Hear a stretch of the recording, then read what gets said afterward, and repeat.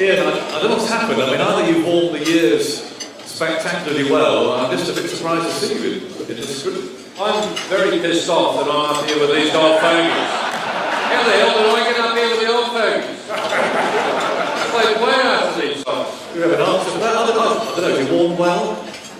Poor old Ian, never mind. Richie, lovely to have you here. Older people can't hear too clearly. So it's like, it's all those years of the earpiece, Richie. That's the trouble. Captaincy, Richie. And that's what we're here tonight to talk about. Are they under pressure? Were you under pressure to be positive, to play positive cricket as a captain? Well, I played in an era where there was pressure on captains to try to do the right thing. There have been some pretty slow and uninteresting matches and series. That changed in Australia with the Thai Test match with Frank Worrell and the West Indians there.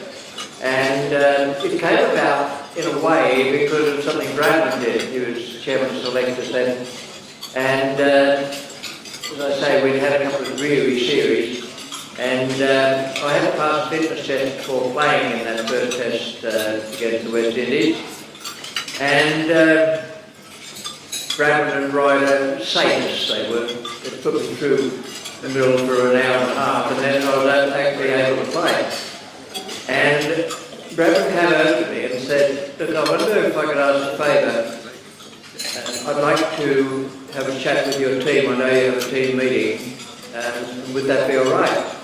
So I said, well, I'll go and ask the players, which is the way it was in those days. You didn't just have chairman and selectors coming and saying he wanted to do something. And the boy said, well, what the hell does he want? I said, got no idea. This is Don Bradman, by the way. This is Don Bradman now.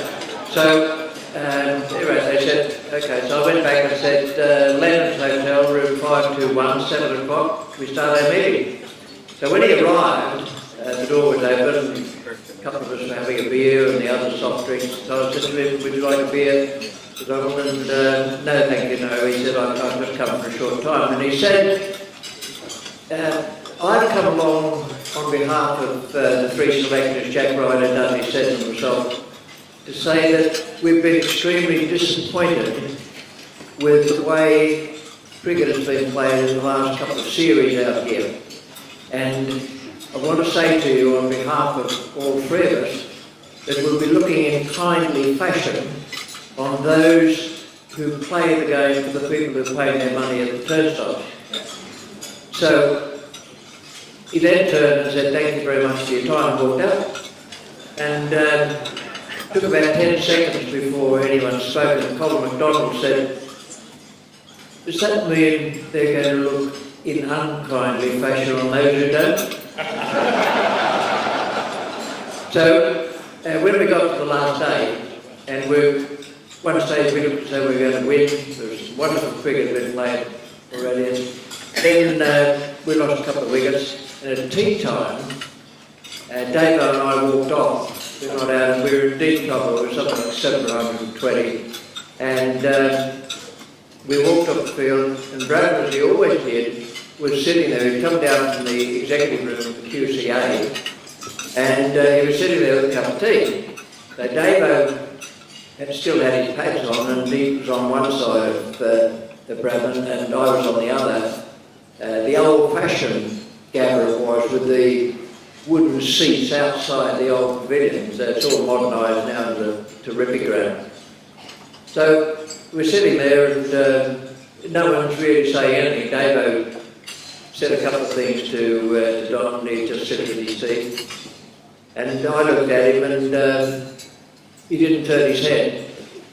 All he did was look straight out over the ground and take another sip of his tea, and he said, all right, Richie, what's it going to be, a win or a draw? That followed a short speech he made the night before. And I said, well, we're going for a win, of course.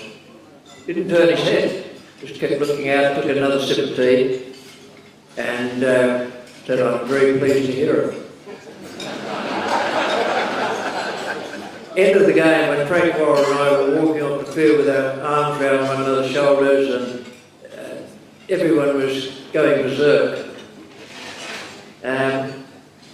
Suddenly, I see someone running out there. Now, he's some age, I tell you, Bradman, at this time. And he was running from the QCA room down to the dressing room, and he burst in, and he said to me, "That is the greatest thing that's ever happened for cricket." And I said, "No, it's not. I promise you it's not." Because we'd lost 4-5 or something like that, and we got a tie out of it. And he said, "You'll change your mind." And I did. 24 hours later, I thought it was a pretty good thing that happened.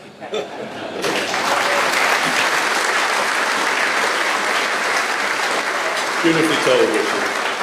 And of course, Garfield, you scored 100 in that first. I would like to know from you, Gary, all those wonderful runs you scored, who was the best bowler that you faced in your time as a Test cricket? Well, certainly not being Chappell. I was on the same bloody side as you.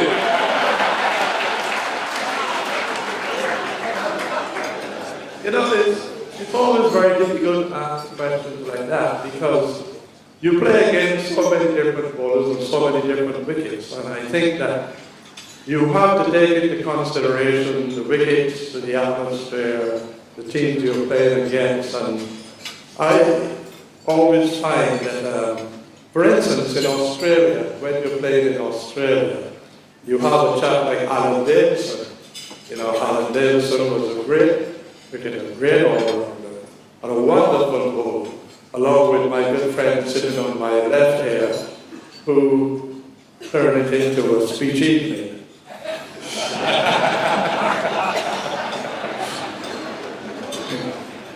But I would say one of the best that I have played against of the past bowlers, and this is without any hesitation, I would say Freddie Truman was one of the best.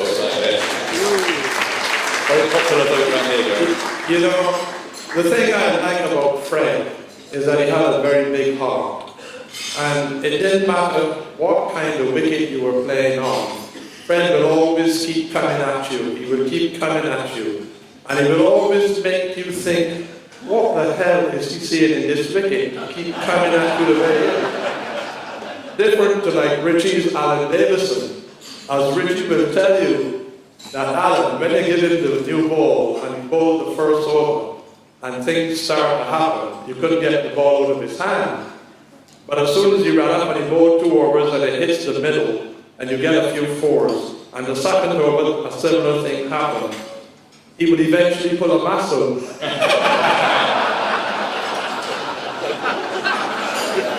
You know, bowlers are conditions, and that's why I use Fred, because Fred did only use conditions. He was the kind of bowler that he always felt he could get you out. It didn't matter what kind of wicket you were playing on, how flat it was, he kept coming.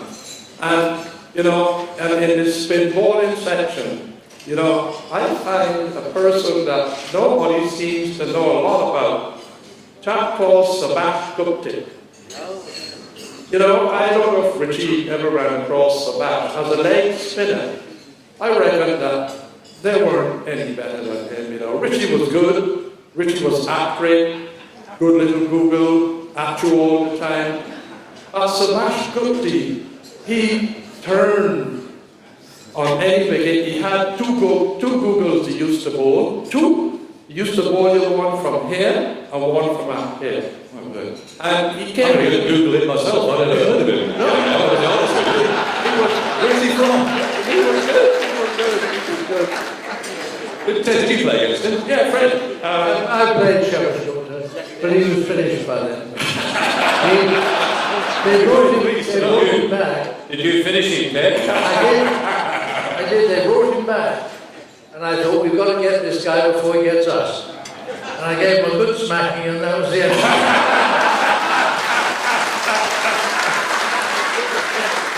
Since I've got the mic, could I just add something to the Soames-Truman story? 1959, West Indies, we play Barbados first. And the beautiful pitch, beautiful flat pitch. Gary walks out to bowl, Freddie Truman's bowling. And we're thinking, this is interesting. And he bowls an over and Gary pushes him back. And we all know that Freddie's got to bowl him a bouncer sooner or later. He knows, we all know, and we're all waiting. Come on, Freddie, come on. Finally, Freddie runs up. Bang! It was last seen going up into the bleachers. He only got about 780 runs.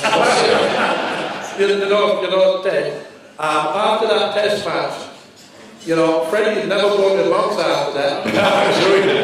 You know, he came down to me when he bowled his bouncer, and I didn't really hook it, I just flicked it. And it hit the kind of little stand on the way up. And he came down to me and he said, excuse the language, fucking good shot, man.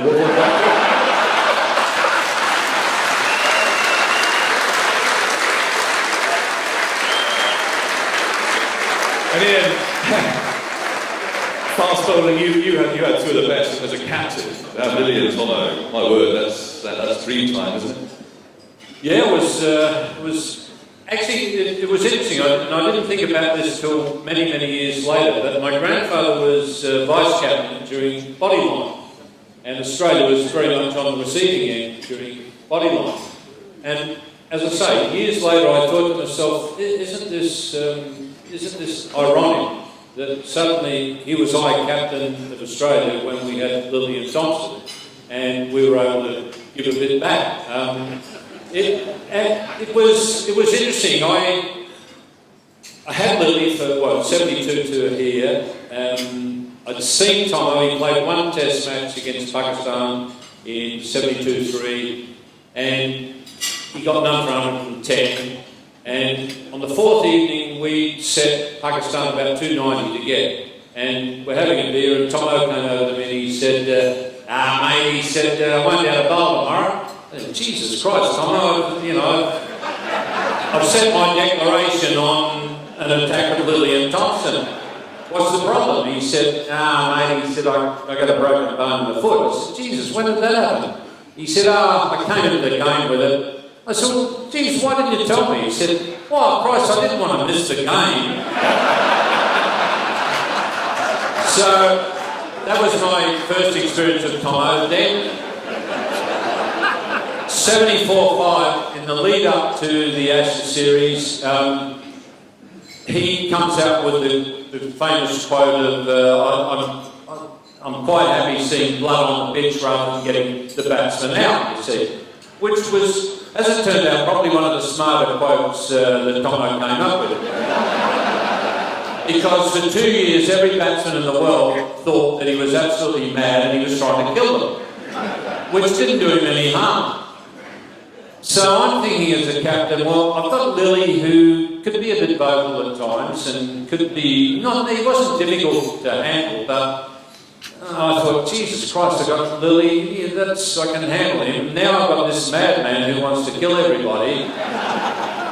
But what I discovered with Tomo was that he was very easy to handle, and the bloke that he abused the most was Jeffrey Robert Thompson. And, some of the things that he said about himself, the way that he bowled, I couldn't possibly repeat here. We'll save them for another day. I'm diving in here. Thanks, I've heard them before. Ladies and gentlemen, Gary Sobers, Richie Benaud, Ted Dexter, Ian Chappell.